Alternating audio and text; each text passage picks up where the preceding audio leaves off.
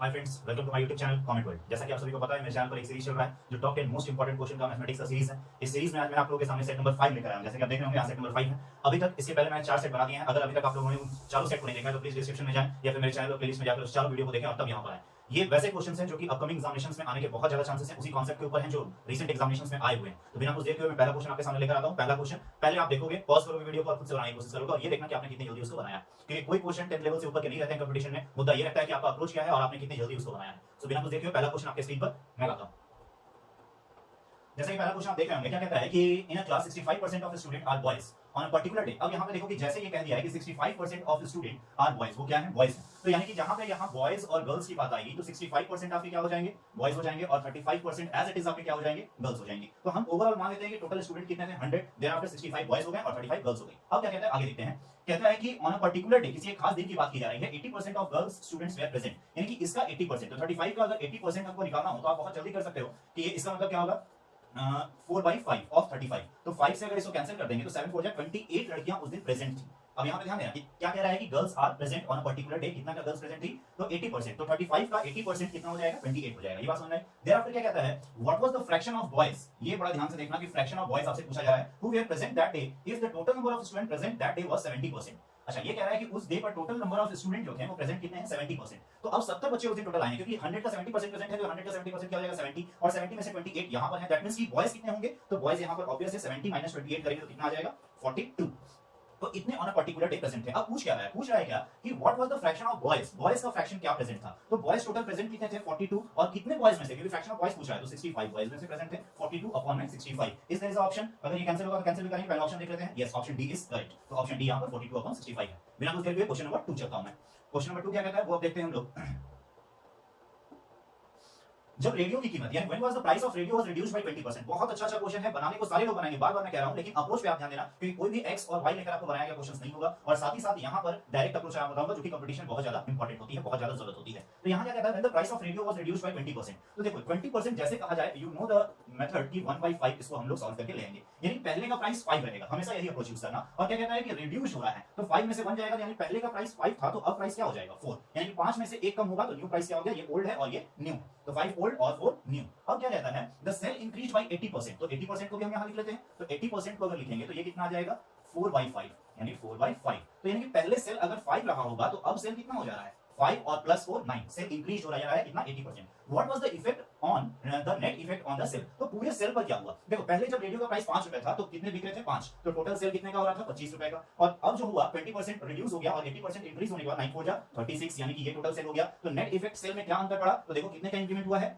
11 का। कितने से इंक्रीमेंट हुआ है? 25 से। और परसेंटेज करने के लिए क्या करेंगे? इनटू 100। इसको सॉल्व करेंगे तो ये कितने टाइम्स में जाएगा? 4 और 11 4 जा 44%। ये क्या हुआ है? इंक्रीज हुआ है। आइए ऑप्शन देखते हैं। डिक्रीज तो होगा नहीं, ऑप्शन ए ही आपको मिल रहा है। ये भी इंक्रीज है लेकिन 66 है और ये भी इंक्रीज है, तो केवल 44% इंक्रीज। आइए बस हमने अप्रोच पे ध्यान देना, क्वेश्चन से ज्यादा आपको अप्रोच देखने की जरूरत है कि किस अप्रोच में यूज कर रहा हूं। Now we move to the question number 3। Question number 3 की ओर चलते हैं।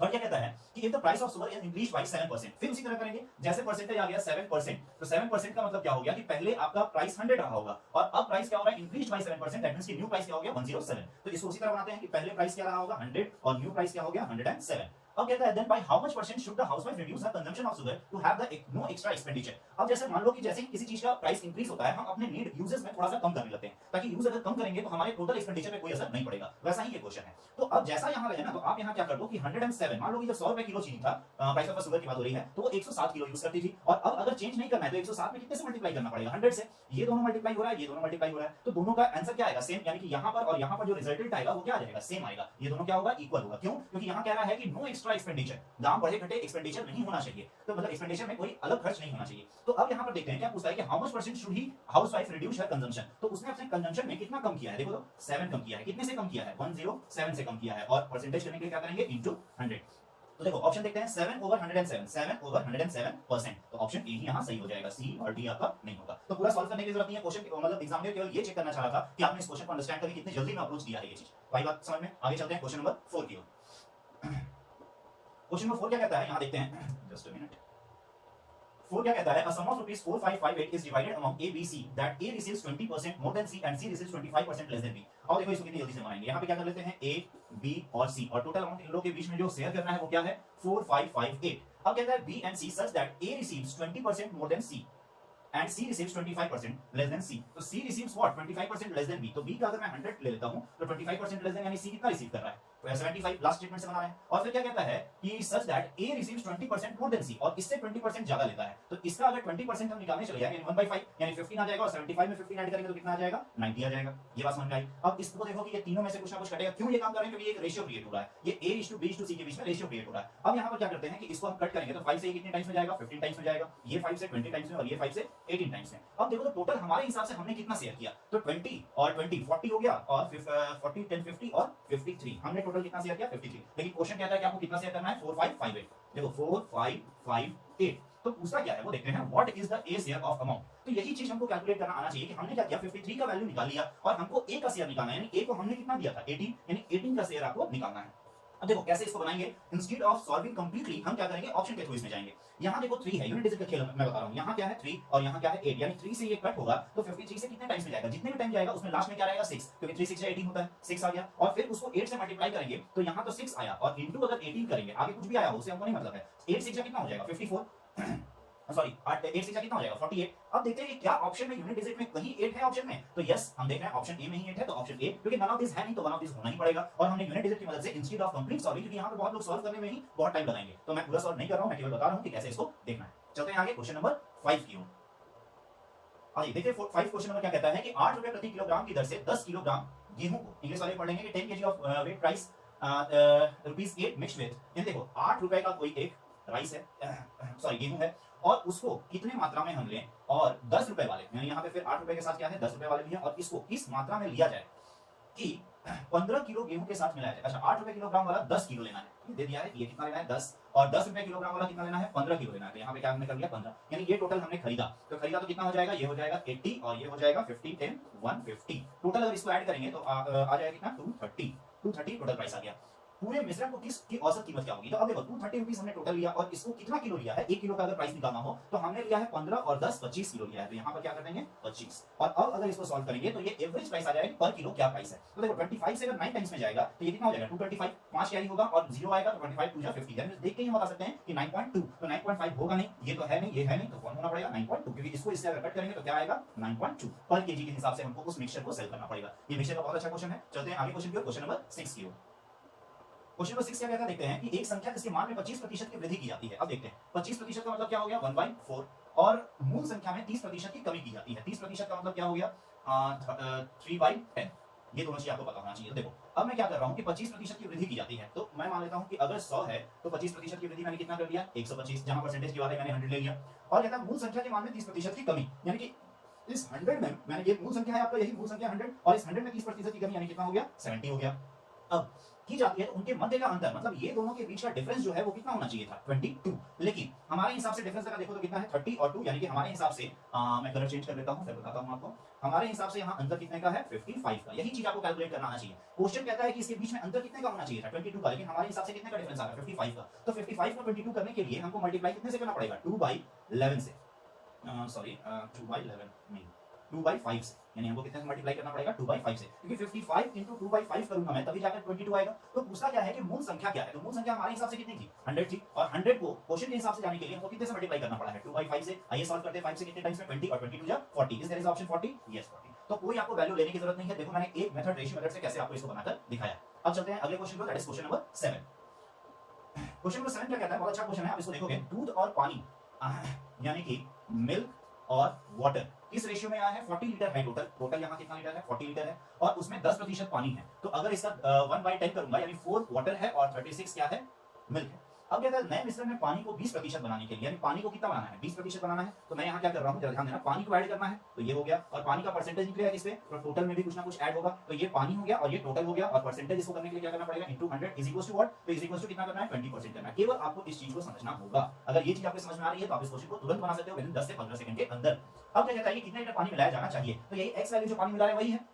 आइए इसको सॉल्व करते हैं। तो पहले इसको देखो सॉल्व करने का भी एक तरीका लेते हैं हम। 20 से 100 को 5 टाइम्स में कट कर दिए, और ये 5 कहां चला जाएगा नीचे, और 5 से जब ये मल्टीप्लाई होगा तो 5 4 कितना हो जाएगा 20 plus 5x is equals to 40 plus x। ये क्रॉस मल्टीप्लिकेशन मैंने कर दिया। आप भी सॉल्व करके इसको देखेगा 5x में से x जाएगा, यहां क्या बचेगा 4x बचेगा, और 20 जाएगा तो इधर क्या बचेगा 40 - 20 20, यानी कि x का वैल्यू कितना आ गया 5 लीटर। यानी 5 लीटर पानी और मिलाएंगे तो पूरे मिश्रण में यानी पूरे मिक्सचर में वाटर का परसेंटेज क्या हो जाएगा 20% हो जाएगा। Is there option 5, yes option D is 5 litre. Now we move to the question कहता है यहाँ पे देखेंगे कि a barrel contain a mixture of wine and water in the ratio 3:1। एक कोई कंटेनर है जिसमें वाइन और वाटर का रेशियो, मतलब एक तरफ आपका वाइन है और एक तरफ आपका वाटर है। वाइन और वाटर का रेशियो कितना है? 3:1। अब क्या कहता है? How much fraction of the mixture. अब यहाँ पे ध्यान दो कि पूछ क्या रहा है, fraction of the mixture must be drawn out, मतलब यहाँ से हम निकालेंगे और drawn of and substituted by water, और इसमें इन क्या करेंगे तो केवल और केवल किसको इन करना होगा? पानी को इन करना होगा, so that the ratio of wine and water in the resultant mixture barrel become 1:1। ये बहुत अच्छा क्वेश्चन है, इसको देखते हैं कि कैसे हम बनाएंगे। अब यहाँ पे क्या कह रहा है कि देखो टोटल हमारे पास कितना अमाउंट था? 3 अमाउंट था, उसमें से हमें कितना निकालना है? कुछ फ्रैक्शन निकालना है। हमने मान लिया कि अगर वाइन का निकलता है तो माइनस होता है उसमें कितना? 3x/4, और डिवाइडेड बाई हमारे पास वाटर कितना है? 1 माइनस ये भी क्या हो जाएगा? 3x/4। सॉरी यहाँ तो 3x नहीं होगा, तो 3 को हटा देता हूं मैं, तो 1x/4 और प्लस यहाँ पर मुझे क्या ऐड करना है? x ऐड कर देना है, और ये रेशियो क्या हो जाएगा? 1:1। इस चीज को ध्यान से समझना कि हमारे पास टोटल अमाउंट वाइन क्या था? 3, और इसमें से मैंने निकाल लिया x अमाउंट यानी कि 3x/4, और यहाँ क्या था? 1, और इसमें से मैंने निकाल लिया 1x/4, और फिर ऐड कर दिया वाटर को। तो क्वेश्चन कह रहा है वाटर ऐड करना है, वाटर ऐड किया तो 1/1 आया। अब देखते हैं कि इसको क्रॉस मल्टीप्लाई करके सॉल्व करेंगे तो क्या आता है।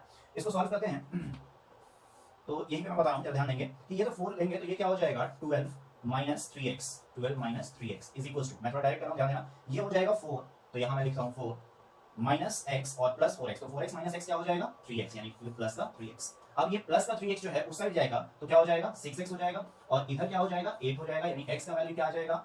4/3 ये आ गया। लेकिन ये ऑप्शन में आपका नहीं होगा, यहाँ पे ऑप्शन में कहीं 4/3 नहीं है। क्यों नहीं है? क्योंकि इस वर्ड पे ध्यान दो कि how much fraction of mixture, यानी कि फ्रैक्शन निकालना है कि कितना आप निकाल रहे हो उसका फ्रैक्शन बताना है। तो मैंने निकाला 4/3, किससे निकाला है? टोटल कितना है? 4। तो यहाँ पे मैं बता देता हूँ, यहाँ पे जरा ध्यान दो कि टोटल मैंने निकाला 4/3 और है कितना? तो 4 है, और इससे मैं निकाला हूं तो इसको अगर सॉल्व करूंगा तो ये कितना आ जाएगा? 4/12, और इस चीज को सॉल्व करूंगा तो 4 1 4 और 4 3 12, यानी 1/3। Is that option? Yes, option B is correct. Now we move to the final question, that is question number 10। Final question of the day is here. यहां क्या कहता है कि एक भिन्न इस प्रकार है, a fraction is such that, एक फ्रैक्शन है तो हम एक फ्रैक्शन ले लेते हैं। सपोज दैट मैंने फ्रैक्शन क्या ले लिया? p/q, एक फ्रैक्शन है। सपोज दैट ऐसा है कि if the double of the numerator and the triple of the denominator, double of the numerator and triple of the denominator is changed by 10% plus, यानी कि ये क्या होता है? 10% इंक्रीज होता है। तो मैंने 110 कर दिया, क्यों? क्योंकि यहाँ प्लस है 10%, और माइनस 30%, तो मैंने यहाँ क्या कर दिया? 70% करने की जरूरत नहीं, क्योंकि दोनों में है तो डिनोमिनेटर में 100 कैंसिल हो जाएगा। Is respectively then we get, हमको ऐसा करने से क्या प्राप्त होता है? 11% ऑफ, तो 11% ऑफ 16/21, तो 16/21। देन फाइंड द फ्रैक्शन, तो p/q की वैल्यू निकालनी है। अब देखो इसी लाइन में मैं सॉल्व करके यहाँ पे आंसर बता दूंगा कि क्या आ रहा है। यहाँ पे ध्यान देना, 11 से ये कितने टाइम्स में चल जाएगा? 10 टाइम्स में, और ये 0 से 0 कैंसिल हो जाएगा। ध्यान देना। अब यहाँ मैं क्या करूँ? 7 से ये 3 टाइम्स में चला जाएगा, और 3 से 3 भी कैंसिल हो जाएगा। फिर ये 2 से कितने टाइम्स में चला जाएगा? 4 टाइम्स में चला जाएगा, और इधर क्या बचा केवल? तो इधर बचा है p/q, इसी चीज की वैल्यू निकालना है। और ये 4/100 बचा है, तो 4 से 100 को अगर 25 टाइम्स में चला जाएगा, हाँ यस 25 टाइम्स में चला गया ये चीज। तो अब हमारे पास जो बचा, वो बचा क्या हमारे पास? तो ये बचा है आपका,